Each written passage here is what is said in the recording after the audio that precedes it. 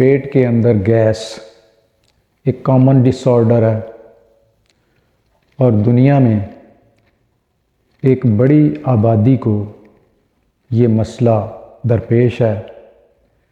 पेट में गैस जमा होने से और उसकी ज़्यादती से पेशेंट तकलीफ़ तो उठाता है और साथ में एक साइकोलॉजिकल डिसऑर्डर भी ऐड हो जाता है।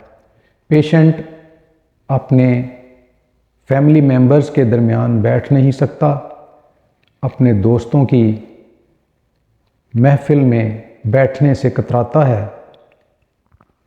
ये गैस, इसके और भी कई नाम हैं जिन्हें जैसे फार्टिंग, फ्लैचुलेंस, विंड।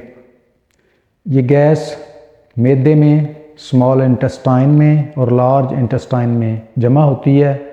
अगर उसका इखराज हो जाए तो तबीयत बेहतर रहती है, अगर जमा हो जाए, रुक जाए तो तबीयत ख़राब हो जाती है। तो गैस का ये मसला बहुत से लोगों को दरपेश है।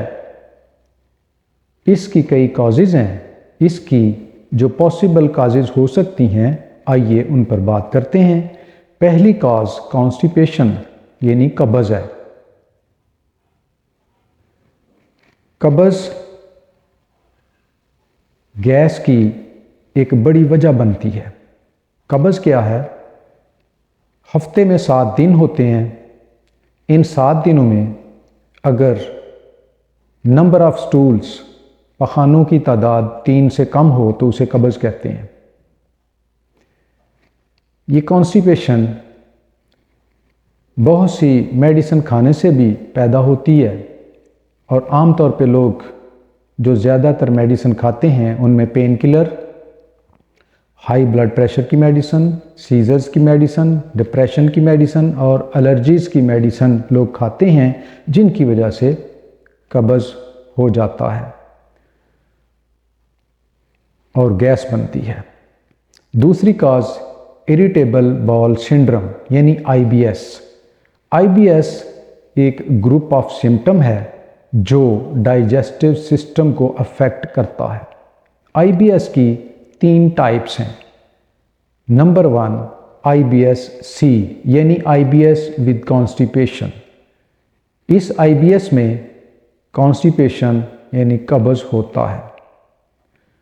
दूसरा IBS-D होता है यानी IBS विद डायरिया।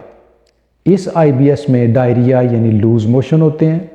तीसरा IBS-M होता है यानी IBS with mixed bowel habits. इस IBS में कभी कॉन्स्टिपेशन हो जाती है यानी कब्ज़ हो जाती है और कभी लूज मोशन आते हैं। बारी बारी कब्ज़ होता है, फिर लूज मोशन आते हैं, कब्ज़ होता है, फिर लूज मोशन आते हैं और ये सिलसिला चलता रहता है। और IBS में सिम्टम्स क्या होती हैं? इसमें गैस होती है, पेट में दर्द और मरोड़ उठते हैं यानी पेन और क्रैम्प्स। ये दर्द और मरोड़ ये रिलेट करते हैं स्टूल के साथ, यानी जब पेशेंट को हाजत महसूस होती है, रफ़ाए हाजत महसूस करता है, तो उस वक्त उसके पेट में दर्द होता है और मरोड़ उठता है, पेट में गैस बनती है। उसको डायरिया, लूज मोशन हो सकते हैं या फिर उसको कॉन्स्टिपेशन होती है, या फिर ये दोनों चीज़ें अल्टरनेट करती हैं। कभी डायरिया होता है और कभी कॉन्स्टिपेशन होती है और स्टूल के अंदर म्यूकस होती है। तीसरी काज गैस की सीलिएक डिजीज़ है। सीलिएक डिजीज़ को व्हीट एलर्जी भी कहते हैं और ग्लूटेन एलर्जी भी कहते हैं। ये इलनेस इम्यून रिएक्शन की वजह से काज करती है। कुछ पेशेंट ऐसे होते हैं जो ग्लूटेन वाली खुराक लेकर बीमार हो जाते हैं। ग्लूटेन क्या चीज़ है? ग्लूटेन एक प्रोटीन है जो गंदम में होती है। गंदम का आटा, उसकी रोटी, उसके मैदे से बनी हुई चीज़ें खाने से इंसान बीमार हो जाता है, इसलिए उसको व्हीट एलर्जी कहते हैं। गंदम में चूंकि ग्लूटेन होती है और वो पेशेंट ग्लूटेन को डाइजेस्ट नहीं कर सकता, इस तरह ग्लूटेन खाने की वजह से, गंदम की चीज़ें खाने की वजह से उसका इम्यून सिस्टम रिएक्ट करता है। इसकी सिम्टम्स में डायरिया है, गैस होती है, थकावट पेशेंट महसूस करता है और पेशेंट वेट लॉस करता है, और पेट में दर्द, मतली, वॉमिटिंग, कॉन्स्टिपेशन होती है, और बच्चों में एक सिम्टम होता है कि उनका पेट बड़ा होता है, और ये गैस की एक बड़ी वजह होती है। नंबर 4 काज है लैक्टोज इंटॉलरेंस। लैक्टोज क्या चीज़ है? ये ग्लूकोज ऑफ मिल्क है, इसे शुगर ऑफ मिल्क भी कहते हैं।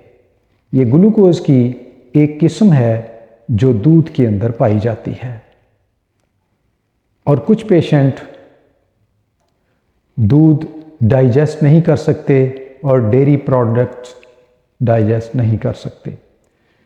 ये लैक्टोज को डाइजेस्ट करने के लिए स्मॉल इंटेस्टाइन में एक एंजाइम होता है जिसे लैक्टेज कहते हैं।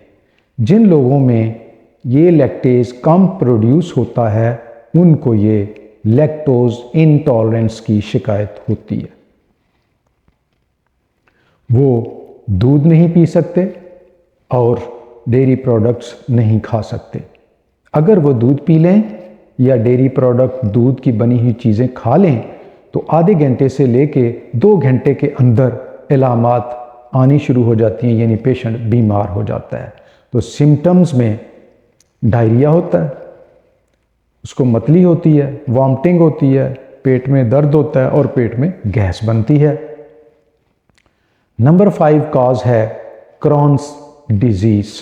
ये क्रॉन्स डिजीज़ जो है ये ऑटो इम्यून डिजीज़ है। ऑटो इम्यून सिस्टम जो है वो डाइजेस्टिव सिस्टम के अंदर अटैक करता है और डाइजेस्टिव सिस्टम को ख़राब कर देता है।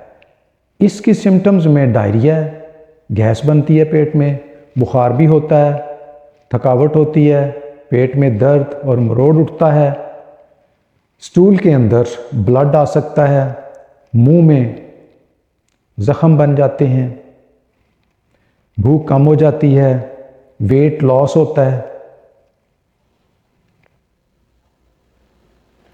नंबर 6 कॉज जिसकी वजह से गैस बनती है एच पाइलोरी बैक्टीरिया है। एच पाइलोरी बैक्टीरिया स्टोमक को इन्फेक्ट करता है। इससे पेप्टिक अल्सर यानी मैदे का अल्सर बन सकता है और इससे कैंसर भी बन सकता है। ये बैक्टीरिया स्टोमक के अंदर होता है और ये गैस बनाता है, बर्निंग पेन होता है। अगर मैदा खाली हो जाए तो तबीयत ज़्यादा ख़राब होती है। कुछ खा लेने से तबीयत में बेहतरी आ जाती है, दूध पीने से अफाका होता है और एंटी एसिड मेडिसिन लेने से भी अफाका महसूस होता है। इसमें भूख कम हो जाती है, मतली होती है, वॉमिटिंग होती है, वेट लॉस होता है, उसकी कोई वजह मालूम नहीं होती, और इसमें ब्लैक कलर का स्टूल भी आ सकता है, यानी ब्लैक कलर के, काले रंग के पखाने भी आ सकते हैं। ये तो थी 6 काजिज़ गैस पेट में जमा होने की और पैदा होने की। अब हम बात करते हैं इसके होम्योपैथिक ट्रीटमेंट की। होम्योपैथिक ट्रीटमेंट में हम गैस को ख़त्म करने के लिए, गैस को ट्रीट करने के लिए पहले उसकी काज मालूम करते हैं और फिर काज को एड्रेस करते हैं, काज को ट्रीट करते हैं। तो सबसे पहले हम बात करेंगे कॉन्स्टिपेशन की वजह से जो गैस बनती है, तो कॉन्स्टिपेशन का ट्रीटमेंट करते हैं। इसके लिए सबसे पहली medicine nux vomica 1 mg potency में शाम को, सुबह के वक्त सल्फ़र 30 पोटेंसी में 1 डोज, दोपहर के वक्त कैलकेरिया कार्ब 1 mg पोटेंसी में 1 डोज और रात को लाइकोपोडियम 1 mg पोटेंसी में 1 डोज लेने के बाद फिर पूरा हफ्ता लाइकोपोडियम 200 1 डोज रोज़ाना। दूसरे नंबर पे IBS की वजह से जो गैस बनती है उसके लिए मेडिसन में सबसे पहले नक्सवामी का 1 mg पोटेंसी में 1 डोज, दूसरी मेडिसन बेसिलियनम 1 mg पोटेंसी में 1 डोज, तीसरी मेडिसन एलोस 1 mg पोटेंसी में 1 डोज देने के बाद एलोस 200 की रोज़ाना 1 डोज देनी चाहिए। तीसरे नंबर पे सीलियक डिजीज़ की वजह से गैस का पैदा होना। इसके लिए सबसे पहले मेडिसन नक्सवामी का 1 mg पोटेंसी में 1 डोज, दूसरी मेडिसन कार्सिनोसिनम 1 mg पोटेंसी में 1 डोज, तीसरी मेडिसन बेसिलिनम 1 mg पोटेंसी में 1 डोज, अगली मेडिसन टाइफाइडिनम 1 mg पोटेंसी में 1 डोज, उसके बाद लाइकोपोडियम 1 mg पोटेंसी, फिर मर्कसॉल 1 mg पोटेंसी। हफ्ते में एक कोर्स इसका कराया जाए, या फिर इस तरह भी कर सकते हैं कि पहले दिन नक्सवामी का, दूसरे दिन कार्सिनोसन, तीसरे दिन बेसिलिनम, चौथे दिन टाइफाइडिनम, पांचवें दिन लाइकोपोडियम और छठे दिन मर्कसॉल 1 mg की 1 डोज लेने के बाद 7वें दिन नागा किया जाए और 8वें दिन फिर से यही कोर्स रिपीट किया जाए और 3 माह तक इसको रिपीट करने से सीलियक डिजीज़ ख़त्म हो जाती है। नंबर 4 है लैक्टोज इंटॉलरेंस, यानी दूध और दूध से बनी हुई चीज़ें जो डाइजेस्ट नहीं कर सकते उसकी वजह से गैस पैदा होती है। उसके लिए पहली मेडिसन नक्सवामी का, दूसरी मेडिसन सल्फ़र और तीसरी मेडिसन एथुजा 1 mg पोटेंसी में, और फिर बाद में एथुजा 200 पोटेंसी में रोज़ाना 1 डोज दी जाए। नंबर 5 क्रॉन्स डिजीज़ की वजह से गैस का पैदा होना। पहली मेडिसन नक्सवामी का, दूसरी कार्सिनोसिनम 1 mg पोटेंसी में, तीसरी बेसिलिनम 1 mg पोटेंसी में और तीसरी एलोस 1 mg पोटेंसी में। इसके बाद एलोस 200 पोटेंसी में रोज़ाना 1 डोज पूरा हफ्ता, और नेक्स्ट वीक फिर इसी तरह कोर्स कराया जाए। नंबर 6 एच पाइलोरी की वजह से गैस। पहली मेडिसन नक्सवामी का 1 mg पोटेंसी, दूसरी मेडिसन एच पाइलोरी, ये मेडिसन है, पोटेंसी में मेडिसन है एच पाइलोरी 1 mg पोटेंसी में 1 डोज, फिर पल्साटीला 1 mg पोटेंसी में 1 डोज, फिर कैडमियम सल्फ 1 mg पोटेंसी में 1 डोज, उसके बाद रोज़ाना कैडमियम सल्फ 200 में 1 डोज ली जाए पूरे हफ्ते के लिए, और नेक्स्ट वीक फिर से इसे रिपीट किया जाए, जिससे एच पाइलोरी बैक्टीरिया ख़त्म हो जाता है। 7 नंबर, बाज़ औक़ात गैस के साथ कोल्ड स्वेटिंग होती है, हाथ और पाँव ठंडे हो जाते हैं और बहुत ज़्यादा वीकनेस हो जाती है। ऐसी सूरत में कार्बोवेज 1 mg पोटेंसी की 1 डोज ली जाए और फिर वेटम एल्बम 1 mg की 1 डोज लेने से कोल्ड स्वेटिंग ख़त्म हो जाती है, वीकनेस भी ख़त्म हो जाती है।